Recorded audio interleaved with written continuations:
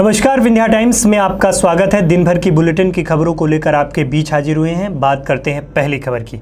रीवा की सिमरिया विधानसभा में राजनीतिक पारा चढ़ा हुआ है। ऐसा इसलिए क्योंकि आज सिमरिया विधायक केपी त्रिपाठी और सिरमौर के जनपद सीईओ का एक ऑडियो वायरल हुआ। ऑडियो के सामने आने के बाद सोशल मीडिया पर यह ऑडियो तेजी से फैल गया। आपको बताएं कि ऑडियो में विधायक केपी त्रिपाठी और जनपद सीईओ के बीच काफ़ी गहमा गहमी भरी बातें हुई। ऑडियो में विधायक ने यह कहते हुए सुना गया कि आप हमारे लोगों को परेशान कर रहे हैं। घूस लेने की बात कही गई, पद से हटाए जाने की भी बात कही गई।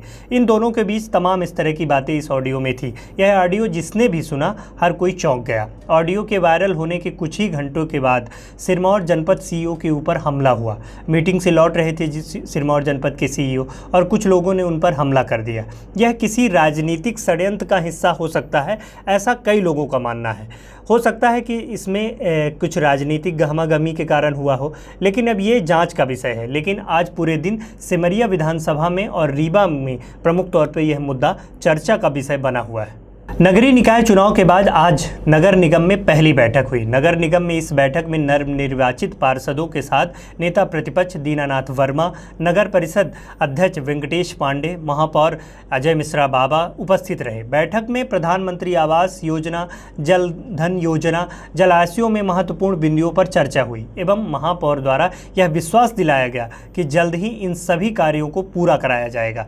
तो वहीं दूसरी ओर इस बैठक में गहमा गहमी भी देखी गई। माहौल ऐसा देखा गया कि कुछ पार्षद भाजपा की नीतियों पर सवाल उठा रहे थे और डीपीआर जैसे महत्वपूर्ण मुद्दों पर बहस कर रहे थे। कुछ पार्षद जमीन पर बैठकर इसका विरोध प्रदर्शन कर रहे थे।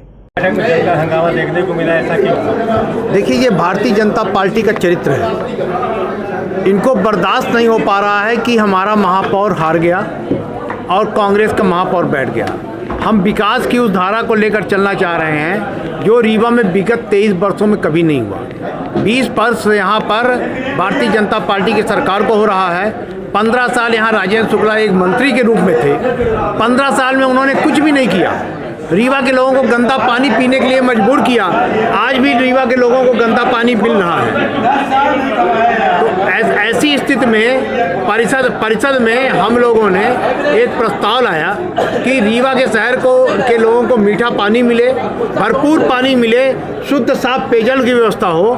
ऐसा प्रस्ताव हम लाए। इस पे ये चर्चा में व्यवधान उत्पन्न कर रहे थे। इसके बाद जो एक हमारा दूसरा प्रस्ताव था जलाशय का, एक रानी तालाब है उस पर चौराटा के पीछे, उस पर एक जलाशय बनाना था, एक कुबेर तालाब पे, क्योंकि उस पर कुछ हरिजन आदिवासियों के झुग्गी झोपड़ियाँ बनी हुई हैं। रताहरा तालाब को इन लोगों ने बिना किसी के कहे अनुसार हटा दिया। कोविड के समय जब लोगों के घरों में खाने को नहीं था, उस समय इनको विस्थापित कर दिया, उनको बसाया नहीं, ले जाकर जंगल पहाड़ में छोड़ दिए। हमने इनसे ये बोला कि हम प्रधानमंत्री आवास के तहत व्यवस्था बनाकर इनको हम व्यवस्थित करेंगे, आप डीपीआर में हमारा साथ दीजिए। लेकिन क्योंकि उनके महापौर नहीं जीता, उनके मन में आज भी रीवा को लेकर सिर्फ एक भावना है कि हमको ठेकेदारी करनी है, रीवा का विकास नहीं करना है। इसलिए वो रीवा में ठेकेदारी को लेकर चिंतित थे। कांग्रेस पार्टी का महापौर, हमारे कांग्रेस पार्टी के माइसी के सदस्य, हमारे पार्षद ने ये ठाना है कि अब रीवा में ठेकेदारी प्रथा नहीं चलेगी। जय स्तंभ को लेकर बड़ा खेल चल रहा है। एक जय स्तंभ यहाँ बना, आप भी बोलते हैं आपको नहीं पता, उनको पता, उनको भी नहीं पता कि किसने बनवा दी। देखिए, सरकार किसकी थी? भारतीय जनता पार्टी। प्रशासक किसका था? भारतीय जनता पार्टी का। विधायक रीवा किसका? राजेंद्र शुक्ला। सारा खेल उन्हीं का है। आगे क्या योजना चल रही थी जय स्तंभ यहाँ बना के, वहाँ क्या गिराना चाहते? उनका नेता प्रतिपक्ष तो अब जब हमने MIC में बोल दिया कि इसको हम बनवाएंगे, लाल प्रदमन सिंह के नाम से वो एक हमारी स्मृति है, वहाँ पर हम दूसरा कोई भी ऐसा स्तंभ नहीं बनाने देंगे। ये हमने MIC में परसों ही बोल दिया।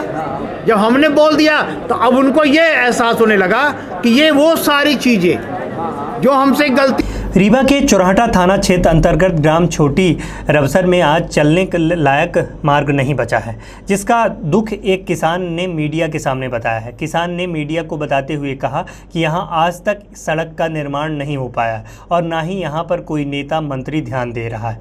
यहां गांव के हर लोगों को आना जाना रहता है। बरसात के मौसम में तो यहां कई बार भारी समस्याओं का सामना करना पड़ता है। कई बार तो यहां गाड़ियां फिसलकर गिर जाते हैं, लोगों को चोट लग जाती है। वहीं अब कुछ ही दूर पर रेलवे पुल बन रहा है, लेकिन वहां पर भी अभी तक पुल तैयार नहीं हो पाया है, जिसके चलते कई बार एक्सीडेंट हो चुका है। यहां तक मरीजों को ले जाने में भी काफ़ी कठिनाइयों को सामना करना पड़ता है। आपको बता दें कि किसान कहते हैं कि जब वोट मांगने की बात आती है तो नेता मंत्री वोट मांगने चले आते हैं, लेकिन रास्ते की मांग को लेकर इसमें कोई इंतजाम नहीं किया जा रहा है, जिसमें साफ तौर पर देखा जा सकता है कि किस तरह का रास्ता दिखाई दे रहा है। आइए अब हम सब करते हैं किसानों ने कहा कि रामजी शुक्ला, और उनको जानते हैं कि उन्होंने इस गांव की समस्या को लेकर क्या कह रहे हैं। रामजी शुक्ला। क्या समस्या है? समस्या रोड की है। क्या समस्या? आए दिन लोग गिरते हैं और सड़क खराब है, कोई सुन नहीं रहा, न सरपंच न मंत्री न और कोई। आगे रेलवे बन रही है, रेलवे में रोज़ आए दिन एक्सीडेंट होता है, न वो लोग मुरुम माटी डालते हैं न कुछ। उतार चढ़ाव ऐसा है कि यहाँ से चढ़ें तो उधर गिर जाते हैं, उधर से चढ़ें तो इधर गिर जाते हैं, कोई सुनने वाला नहीं है। कौन सा क्षेत्र है ये? रवसर, छोटी रवसर, गुलाबी टोला। ये रास्ता जो है कहाँ जाता है, कहाँ से मिलता है ये रास्ता चौराहे से गुलाबी टोला को आता है, मदरसा रोड, रानी कॉलेज। इसमें पहले भी आप लोगों ने रास्ते के लिए शिकायत की थी? अरे वो तो हर महीने हर साल करते हैं, कोई सुनते नहीं है। रोड कच्ची है, अब वहाँ मवेशी नहीं निकल पाते हैं, आदमी तो आदमी नहीं। आए दिन हम लोग गाड़ी से परेशान रहते हैं, धोते हैं, मडगार्ड खोलते हैं, तब घर ले पहुँच पाते हैं। कौन सा थाना लगता है ये थाना चौराहटा है। रीवा सीधी से सिंगरौली होकर झारखंड को जाने वाली NH-39 सड़क की दुर्दशा के विरोध के निर्माण कार्य को पूरा कराए जाने को लेकर युवक कांग्रेस के पूर्व लोकसभा अध्यक्ष प्रवीण सिंह चौहान के नेतृत्व में कांग्रेसियों का एक दल सिंगरौली से सीधी के लिए पदयात्रा प्रारंभ की है। 110 किलोमीटर दूर इस नेशनल हाईवे का बहुत ही बुरा हाल है, चलने लायक सड़क नहीं है, गड्ढों में पूरी तरह तब्दील हो चुकी हैं।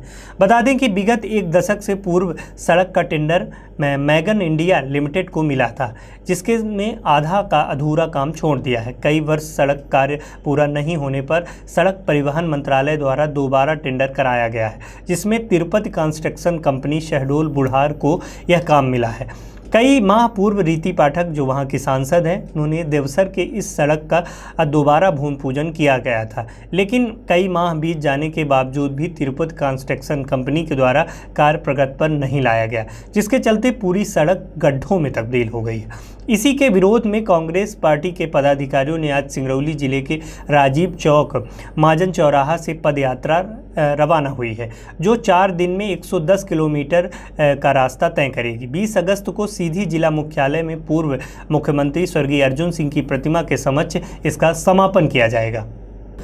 सिंगरौली जिले के ओबरी के जंगल में एक 28 वर्षीय युवक की लाश मिलने से क्षेत्र में सनसनी फैल गई। पूरा मामला सरई थाने के तीनगुड़ी चौकी अंतर्गत गुमटिया गांव का बताया जा रहा है। पुलिस को सुबह सूचना मिली थी कि गुमटिया गांव से लगे हुए जंगल में ओबरी के एक युवक की लाश पड़ी हुई है। तीनगुड़ी चौकी प्रभारी अखिलेश अग्निहोत्री ने अपने उच्च अधिकारियों को मामले की जानकारी देते हुए घटनास्थल पर पहुंचकर देखा कि एक युवक की लाश पड़ी हुई है जंगल के किनारे। जब वहां लोगों से पूछताछ की गई तो पता चला कि यह लाश गोरेलाल विश्वकर्मा की है।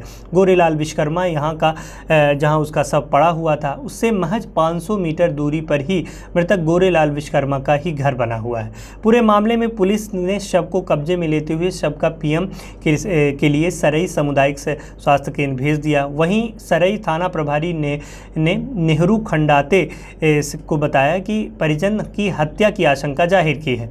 पुलिस इस पूरे मामले की जांच कर रही है और PM रिपोर्ट आने के बाद यह स्पष्ट हो जाएगा कि हत्या किन कारणों और किन वजह को लेकर की गई है। पीएम रिपोर्ट के आने के बाद उसी आधार पर कार्रवाई की जाएगी। गोरेलाल विश्वकर्मा की डेड बॉडी मिली है, जिसमें गले में वो गमछा बंधा हुआ है। उसकी पंचनामा कार्रवाई किया गया है। पीएम के लिए बॉडी रवाना कर दिया गया है। पीएम रिपोर्ट मिलने के बाद ही खुलासा होगा कि किस कारण से पीएम CSC सराई भेजा गया पीएम के लिए। या आज के डेट में एक ही डॉक्टर साहब है वहाँ पे, और वहाँ मरीज भी है, और आज एक करंट से कोई खत्म हो गया तो उसकी पीएम में भी डॉक्टर साहब है, इसलिए डेड बॉडी वहाँ ले पीएम रिपोर्ट आने के बाद ही सब कुछ का खुलासा हो जाएगा। सीधी जिले में शिवसेना जिला इकाई एवं टाइगर ग्रुप द्वारा एक बार पुनः नियम विरुद्ध टोल प्लाजा चलाने को लेकर सोनबरसा टोल प्लाजा का घेराव किया गया। सारी अव्यवस्थाओं को लेकर टोल प्लाजा पर घंटों तक उग्र आंदोलन प्रदर्शन किया गया। इस बीच शिवसेना जिला अध्यक्ष विवेक पांडे ने बताया कि पूर्व में संगठन द्वारा कई बिंदुओं पर ज्ञापन सौंपा गया था, लेकिन उसमें कुछ भी कार्यवाही नहीं हुई। उसमें कुछ दिनों से 2 बिंदुओं पर प्रमुख फोकस किया गया है। उसके बाद जैसे ही टोल प्लाजा की स्थिति बनी हुई है, तमाम ज्ञापन देने के बाद भी, जिसके विरुद्ध एक बार पुनः शिवसेना को मजबूरन टोल प्लाजा घेरने के लिए बाध्य किया गया, जहां मौके पर प्रशासनिक अधिकारियों गोपद बनास तहसील सौरभ मिश्रा पहुंचकर आंदोलन खत्म कराया एवं जो सुनिश्चित व्यवस्थाएं हैं उन पर जल्द से जल्द व्यवस्था की पूर्ति हेतु आश्वासन भी दिया। टोल संचालक ने यह आश्वासन दिया कि किसी भी प्रकार के आम जनमानस के साथ किसी प्रकार का दुर्व्यवहार नहीं किया जाएगा। संज्ञान में लेते हुए यह सुनिश्चित कार्यवाही भी की जाएगी, अव्यवस्थाओं का आलम जल्द से जल्द सुधार किया जाएगा, ऐसा आश्वासन में कहा गया। बहुत बहुत धन्यवाद।